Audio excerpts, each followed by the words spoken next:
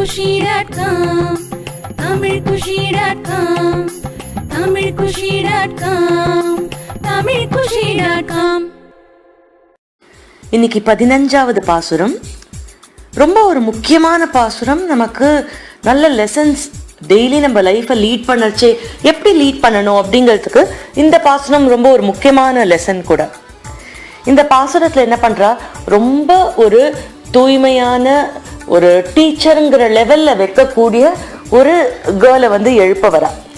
அந்த கோபி என்ன பண்ணுறாளாம், படுத்துண்டு அப்படியே அந்த கிருஷ்ணானுபவத்தில் இருக்கும்போது பாடுறாளாம். அதாவது பாடல்ச்சி எப்படின்னா அவ்வளோ மெலோடியஸாக அவ்வளோ நன்னா இருக்கும் அவள் குரல்.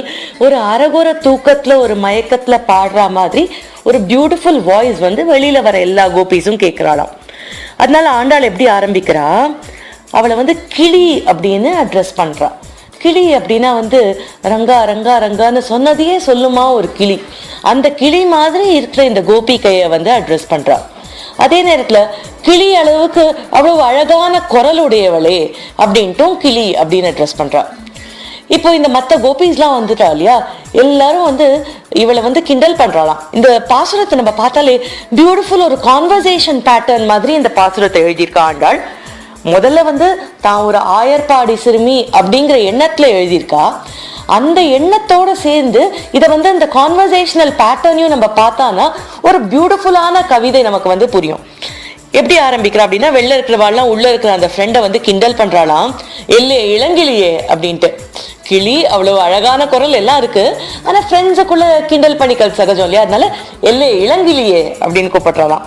இன்னும் முறங்குதியோ, இன்னுமா நீ தூங்குற அப்படின்ட்டு. உடனே உள்ள இருக்கிற அந்த கேர்ள் வந்து அப்படியே ஆனந்தமா கிருஷ்ணானுபவத்துல இருக்கா இல்லையா, அவ வந்து அந்த அனுபவத்திலேருந்து அவளை இவ டிஸ்டர்ப் பண்ணது பிடிக்கலையா அவளுக்கு. அதோட இப்படி ஒரு சாத்விகமான பூஜை பண்ணிட்டு இருக்கா, இவ்வளோ ஒரு பிளசண்டா கிருஷ்ணன் அனுபவிச்சுட்டு இருக்கச்சே இந்த ஒரு சத்தமா பேசினா நம்மளுக்கு வந்து கோவம் வரும் இல்லையா.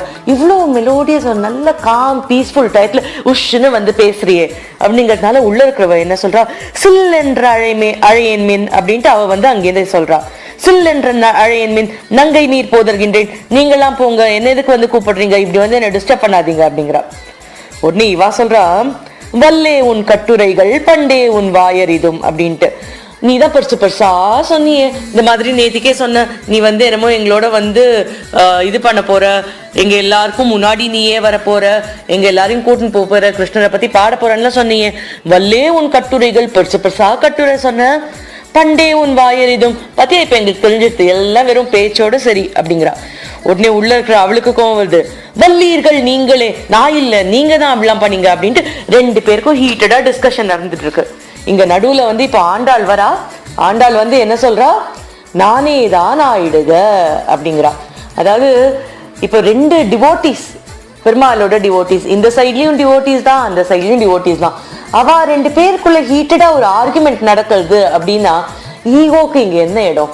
எல்லாரும் வந்து பெருமாளோட டிவோட்டிஸ், பெருமாளோட பக்தா, பெருமாளுக்கு சேவை செய்யறதுக்காக வந்திருக்கா. இவாளுக்குள்ள எதுக்கு ஒரு டிஃபரன்ஸ் ஆஃப் ஒப்பீனியன்? இப்படியெல்லாம் நம்ம டயத்தை வேஸ்ட் பண்ண அப்புறம் எங்கே இந்த பெருமாளை நினைக்கிறதுக்கு டைம்? இந்த இடத்துல நம்ம யாருக்கும் ஒரு ஈகவும் கிடையாதுன்ட்டு ஆண்டாள் என்ன பண்றா, நானே தான் ஆயிடுக அப்படிங்கிறா. ஓ மேலேயும் தப்பு இல்லை, அவ மேலேயும் தப்பு இல்லை, எல்லாமே நான் தான் அப்படின்னு சொல்லி இந்த ஒரு சுச்சுவேஷனை கம்ப்ளீட்டா மாத்தி விட்டுடுறா ஆண்டாள். ஆண்டாள் இப்படி சொன்ன உடனே எல்லாருக்கும் ரொம்ப கான்சியஸ் ஆயிடுது. நம்ம வந்திருக்கிற பர்பஸ் என்ன, பெருமாளை சேவிக்கிறதுக்கு. இந்த இடத்துல நம்ம வந்து கேலி கூத்து எல்லாம் பண்ணலாமா? ஆண்டாள் முன்னாடி பாசுரத்திலேயே நம்மளுக்கு எல்லாம் கத்து கொடுத்துருக்கா இல்லையா. இந்த மாதிரி வந்து பாசுரத்தோட ரூல்ஸ் அண்ட் ரெகுலேஷன்ஸ்லாம் நம்மளுக்கு சொல்லியிருக்கா. தீக்குறளை சென்றோதும் சொல்லியிருக்கா, யாரை பத்தி ஒண்ணுமே தப்பா பேசக்கூடாதுன்னு சொல்லியிருக்கா. நம்ம எல்லாரும் எப்படி அதை மறந்து போனோம்? இவ வந்து இப்போ ஆண்டாள் வந்து எவ்வளோ எப்பேற்பட்ட ஆண்டாள், பூமி பிராட்டி நம்மளுக்காக வந்து நம்மளோட இருக்கா. அந்த டைத்துல நம்ம இப்படி அசிங்கமா வந்து நீதான் எல்லை இளங்கிலியே இன்னும் முருகதியெல்லாம் பேசினா என்ன இது? ஆண்டாள் தன்னைத்தானே பிளேம் பண்ணிக்கிறா, நானே தான் ஆயிடுகன்ட்டு அப்படின்னு சொல்லி எல்லாருக்கும் ரொம்ப லஜ்ஜை ஆயிடுதான். இதை வந்து பெரிய ஆச்சாரியாலாம் வந்து எக்ஸ்பிளைன் பண்ணும்போது இதை பரதனோட ஒப்பிட்டு சொல்வா. அதாவது பரதன் வந்து ராமர் காட்டுக்கு போன உடனே ரொம்ப வருத்தப்பட்டானா. இந்த மாதிரி வந்து என்ன அநியாயம், இப்படி ராமண்ணா வந்து காட்டுக்கு போயிட்டாலே இதுக்கு யார தப்பு சொல்ல முடியும்னா, இது கண்டிப்பா வந்து ஒத்தரியுமே நான் பிளேம் பண்ண முடியாது இந்த சிச்சுவேஷனுக்கு. தசரதன் வந்து வரம் கொடுத்ததும் ஒன்றும் தப்பு இல்லை, கைகை அவன்கிட்ட வரன் கேட்டதும் தப்பு இல்லை. ராமர் காட்டுக்கு போனதுக்கு முக்கியமான இது தவறு யார் இழைச்சா அப்படின்னா அது பரதன் ஆகிய நான் தான் அப்படின்பா. இல்ல, பரதன் எங்க தப்பு பண்ணாரு, பரதன் அந்த டைத்துல ஊர்லயே இல்லையே அப்படின்னா, நான் ராமனுக்கு கூட பிறந்த சகோதரனால்ன்றதுனால தானே கைகேயி அம்மாக்கு வந்து நான் ராஜாவானோன்னு தோணிட்டு, கைகேயி சொன்னதுனால தானே தசரதனுக்கு வந்து ராமரை காட்டுக்கு அனுப்பணும்னு தோணித்து. நான் பிறக்காமையே இருந்தா இந்த சுச்சுவேஷனே வந்திருக்காது. ஸோ நான் ஒண்டிதான் இந்த என்டையர் ப்ராப்ளம்க்கு காரணம். ஸோ அப்படின்ட்டு தன்னை தானே வந்து இந்த சுச்சுவேஷனுக்கு பிளேம் பண்ணிக்கிறாராம். பாப்பம் ஏவத்ர அப்படின்னு சொல்றான், என்னோடதுதான் அகம், நான் பாவம் பண்ணுவேன் அப்படின்ட்டு பரதன் சொல்றானா. என்னோட போன ஜென்மத்து பாவம்லாம் தான் வந்து இத இந்த மாதிரி ஒரு சின் கிரியேட் பண்ற சுச்சுவேஷனை கொடுத்துருக்கு அப்படின்ட்டு நிஜமான மற்றவா எல்லாரையும் ஒதுக்கிட்டு எந்த ஈகோவுமே பார்க்காம அந்த சுச்சுவேஷனுக்கு நான் தான் ஐம் டு பி ரெஸ்பான்சிபிள் அப்படின்னு பரதர் சொல்றாராம்.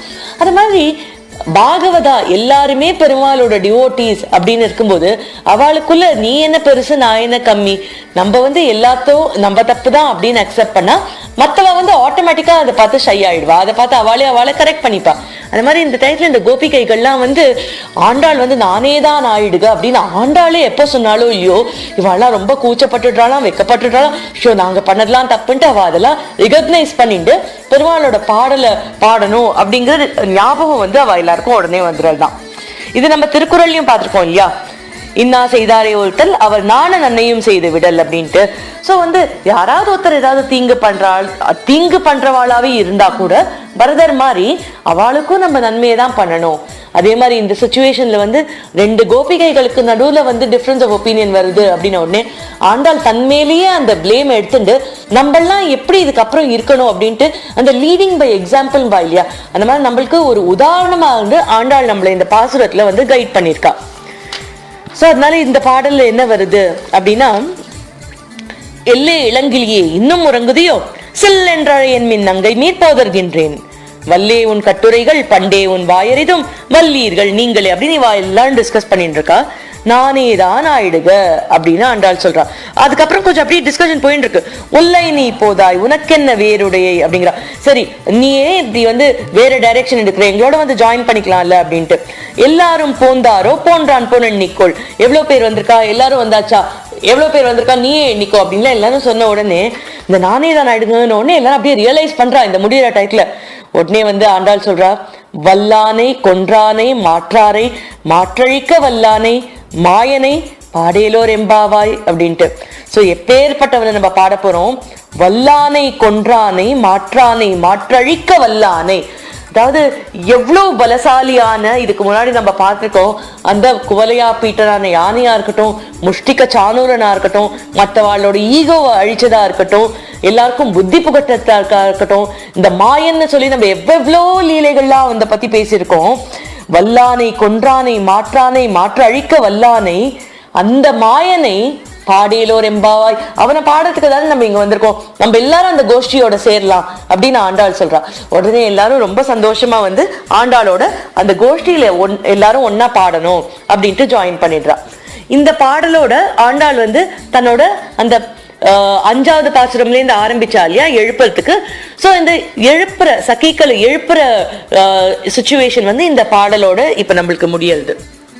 இந்த பாடல அதனால முக்கியமான கருத்து ஆண்டாள் நம்மளுக்கு என்ன சொல்றா அப்படின்னா, எல்லாருமே டிவோட்டீஸா இருக்கா, எல்லாருமே பாகவதாளா இருக்கா அப்படின்னா அந்த இடத்துல நம்ம வந்து ஈகோ பார்க்கவே கூடாது. ஒரு குடும்பத்துக்குள்ள நம்ம ஒரு ஈகோ பார்ப்போமா, அது மாதிரி இது வந்து ஒரு பகவத் குடும்பம், பகவத் குடும்பத்துக்குள்ள எப்படி நம்ம ஈகோ பார்க்க முடியும், ஈகோக்கு அந்த இடத்துல இடமே இல்லை அப்படின்னு ஆண்டாள் நம்மளுக்கு தெல்ல தெளிவா கத்துக் கொடுக்குறா. அதோட வந்து இந்த படத்துல இருக்கிறவ வந்து அவ்வளோ ஒரு பூரணமான ஒரு பொண்ணு, ஒரு டீச்சர் மாதிரி பொண்ணுங்கிறதுனால அவளோட ஆங்கிள் இருந்து இந்த எல்லே இளங்கிலியே இன்னும் உறங்குதியோ அப்படின்னு அவ கேட்ட உடனே அவ என்ன சொல்றா, சில்லன்றழையன் மீன் அப்படின்ட்டு. அதாவது அந்த பகவத் விஷயத்துல இருக்கும்போது ரொம்ப லவுடாவோ இதுவாவோ இருக்கக்கூடாதான். அழகா அந்த ரித்தமிக்கா பெருமாளோட பாசுரம மெலோடியஸா பாடிட்டு எல்லாருக்கும் ஒரு சந்தோஷம் கொடுக்குற என்வாயர்மெண்ட்டை கொண்டு வரணும் அப்படின்ட்டு. இதுலயே கடைசியில பார்த்தோம்னா ஆண்டாள் என்ன சொல்றா, வல்லானை கொன்றானை மாற்றானை மாற்றழிக்க வல்லானை மாயனை அப்படின்ட்டு இல்லையா. சோ பெருமாள் மத்தவாளை கொல்றான் அழிக்கிறான் அப்படின்லாம் சொல்றோம் இல்லையா, அதெல்லாம் கூட அவனோட அந்த மாய லீலைய அனுபவிக்கிற மாதிரி தான் நம்மளுக்கு இருக்கு. இதெல்லாம் எவ்வளோ ஒரு சாத்விகமான விஷயமா சொல்லக்கூடிய நம்மளோட குருக்கள் இருக்கா அப்படின்ட்டு அந்த ஆச்சாரியனோட பெருமையும் இங்க சொல்றா. பெருமாள் அழிச்சான் அப்படின்னா அதுல அவனோட ஒரு குணத்தை பாக்குறோம், ஒரு மாயத்தன்மையை பாக்குறோம், எப்பேற்பட்ட ஒரு விஷயம் அப்படிங்கிற ஆங்கிள் பாக்குறோம் அப்படின்ட்டு அதையும் ரொம்ப அழகா ஒரு கிளி நம்மளுக்கு சொல்லக்கூடிய மாதிரி புரியுற மாதிரி அதோட உள்ள இருக்கிற தாற்பயத்தை புரிஞ்சுக்கிற மாதிரி குருலாம் நம்மளுக்கு சொல்லி கொடுக்கிறா அப்படின்னு ஆண்டாள் இந்த இடத்துல நம்மளுக்கு சொல்றா.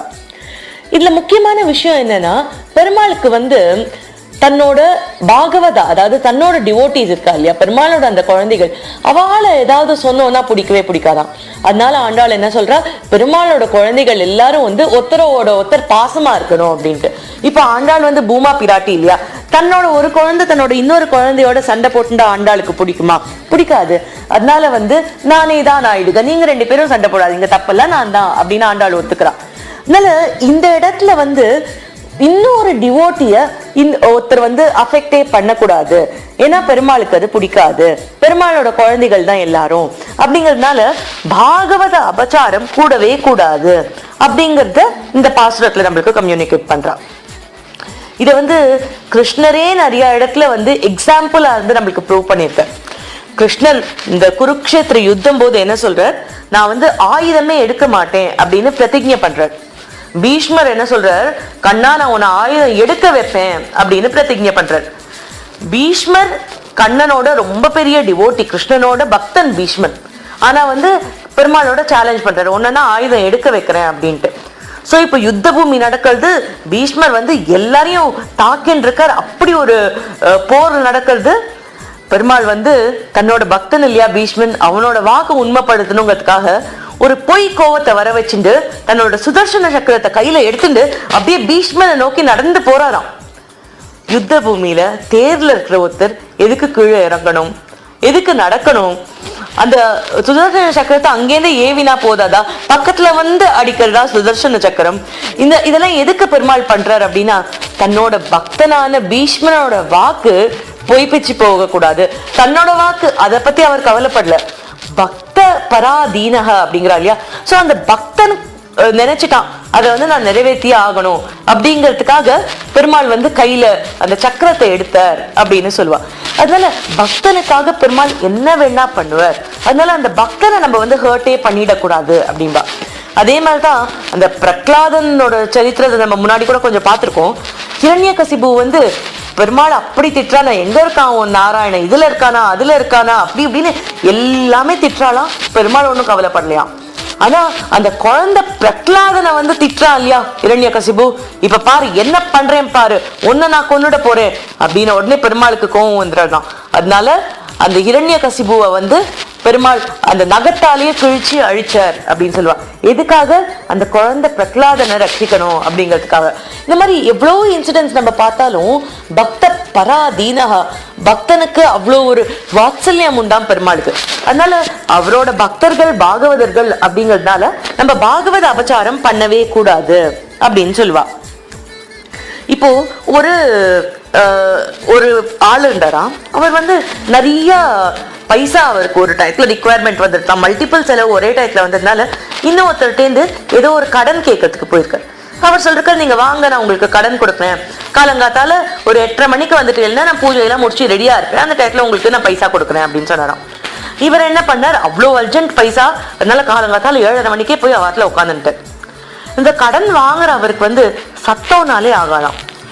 இவங்க வீட்டுல போய் காலங்காத்தால 7:30 உட்காந்தா அவ்வளவு சத்தமா இந்த சைட்ல பெருமாள் உள்ள அவர் பூஜை பண்ணிட்டு மணியெல்லாம் அடிச்சுட்டு இருக்காராம். அந்த சைட்ல ஏதோ ரேடியோவோ டிவியோ ஏதோ ஓடிட்டு இருக்கு. இந்த இடத்துல அவளோட 2 குழந்தைகள் வீட்டை சுத்தி சுத்தி ஊலாம் சத்தம் போட்டு கலாட்டா பண்ணிட்டு இருக்கலாம். ஸோ இந்த இந்த யாருக்கு இந்த சத்தம் பிடிக்காதோ அந்த கடன் வாங்க வந்திருக்காரு, அவரை சுத்தி வேறையும் எல்லாம் சண்டை போடுறாலும் ஏன்னு சொல்றாலும் எல்லாம் பண்றாலும் அவருக்கு ஒரே வந்துதான் கோவம். அதுல ஒரு பையனை கூப்பிட்டு வச்சு பளிச்சுன்னு ஒரு அறை வச்சுட்டாராம் கன்னத்துல. இந்த பூஜை பண்ணிந்து யார் கடன் கொடுக்குறேன்னு சொன்னாரோ அவருக்கு ஒரே கோவம் வந்துட்டான். கடன்னு வெளில வந்தாரா, என்கிட்ட கடன் வாங்குறதுக்கு வந்துட்டு என்னோட குழந்தையே போட்டு அடிக்கிறியா நீ, கடனும் கிடையாது ஒண்ணும் கிடையாது, வீட்டை விட்டு வெளில போ அப்படின்ட்டு அவர் துரத்திட்டுறாராம். இதே சுச்சுவேஷன் தான் இப்ப பெருமாள் கிட்ட நம்ம கையேந்தி நிக்கிறோம், உன்னோட கருணை எனக்கு வேணும் அப்படின்னு சொல்லிட்டு. அப்போ பெருமாளோட குழந்தைகளை நம்ம திட்டினோம் அப்படின்னா பெருமாளுக்கு பிடிக்குமா? ஒண்ணும் கிடையாது, இடத்த காலி பண்ணி என் குழந்தைய உன்னையால் திட்ட சொல்ற அப்படின்னு தானே பெருமாள் சொல்லுவார். அதனால அவரோட எல்லா பக்தர்களோடையும் நம்ம அனுசரிச்சு போகணும், எல்லாரோடையும் ஒரே பாசமா இருக்கணும். இதுவே அந்த குழந்தைக்கு ஒரு சாக்லேட் பிஸ்கெட் வாங்கின்னு போய் குழந்தைங்களை உட்கார வச்சு அவளோட நல்ல கலகலன்னு பேசியிருந்தாருன்னா இவருக்கு ரொம்ப திருப்தியா இருக்கும் இல்லையா? சோ மத்த பாகவதால நம்ம எல்லாரும் மதிக்க கத்துக்கணும் அப்படிங்கிறது இந்த பாசுரத்தோட ஒரு முக்கியமான லேர்னிங். நம்மளுக்கு இந்த பாசுரத்தை நான் ஒரு வாட்டி சேவிச்சிடுறேன். இதுல நானே தான் ஆயிடுக அப்படிங்கிற வார்த்தை நம்மளோட நடைமுறை வாழ்க்கைக்கு தினம் நம்ம ஃபாலோ பண்ண வேண்டிய ஒரு விஷயம். ஈகோவே இருக்கக்கூடாது அப்படின்னு ஆண்டாள் சொல்ற. எல்லே இளங்கிலியே இன்னும் உறங்குதியோ சில் என்றழையன் மின் நங்கை மீர் போதர்கின்றேன் வல்லே உன் கட்டுரைகள் பண்டே உன் வாயறிதும் வல்லீர்கள் நீங்களே நானேதான் ஆயிடுக உள்ளை நீ போதாய் உனக்கென்ன வேறுடையை எல்லாரும் போந்தாரோ போந்தார் போன்றெண்ணிக்கொள் வல்லானை கொன்றானை மாற்றாரை மாற்றழிக்க வல்லானை மாயனை பாடேலோர் எம்பாவாய். ஆண்டாள் திருவடிகளே சரணம், ரங்கமன்னார் திருவடிகளே சரணம்.